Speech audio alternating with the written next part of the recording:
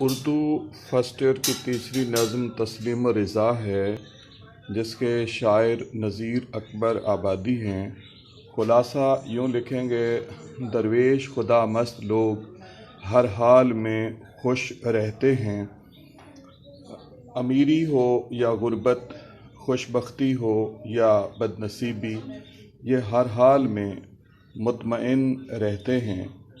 انہیں سرزمین وطن پہ رہنا پڑے یا پردیس میں، ان کو اوڑھنے کو میلی چادر ملے یا گرم شال، شکر بجا لاتے ہیں۔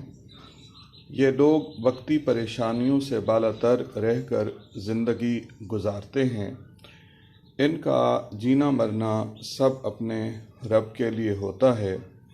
اے نذیر افسوس کہ تو ان فرشتہ صفت لوگوں میں کوئی مقام نہ پا سکا، جو ہر حال میں خوش اور مطمئن رہتے ہیں۔